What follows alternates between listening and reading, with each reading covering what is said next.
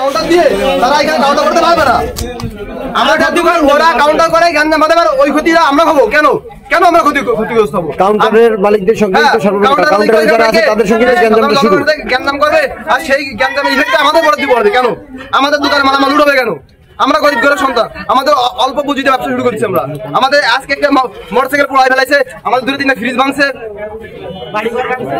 আমাদের ঘরের থেকে মা বোনদের শুরু করছে, আমাদের ঘর থেকে মালামাল লুট করছে।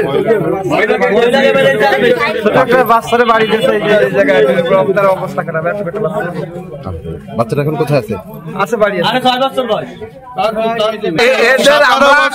আমলিগ সরকারে এরকম নির্যাতিত হয় নাই। আমরা বিএনপি করে এই বিএনপির আমলের সময়ও এখন সরকার পরিবর্তন হয়ে পারি নাই। এই ছাত্র জনতা এরকম রাজধানী করতেছে, দোকানপাট লইছে ভেঙে চুরে সব মাল লুট করে নিয়ে গেছে। আজকের গ্যাঞ্জামটা মূলত কাদের সাথে ছিল?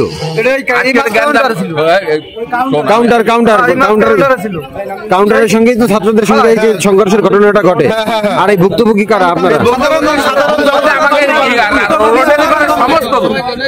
আমরা তাকে ঠেকাই দিলাম, সবকিছু করলাম, তারপরও আমাকে হামলা আর তাদের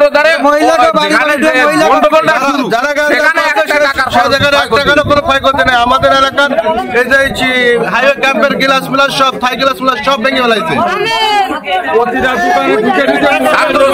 ছাত্র বলে তারা মাথা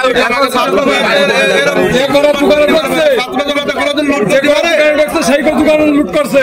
ওই যে সাগর গরিব মানুষ তার লুট করতে পারে, সব লুট করে।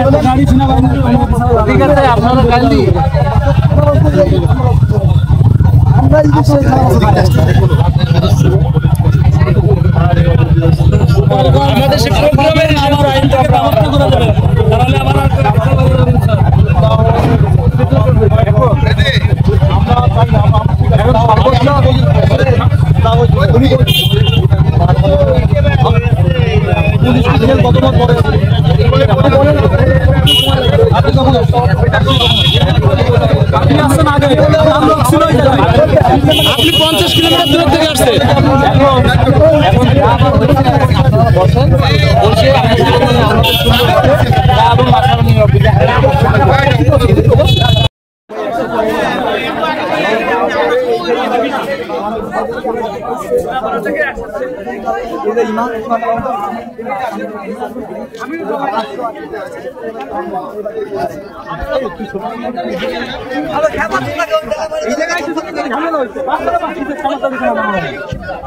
আমাকে নামতে দে তুই।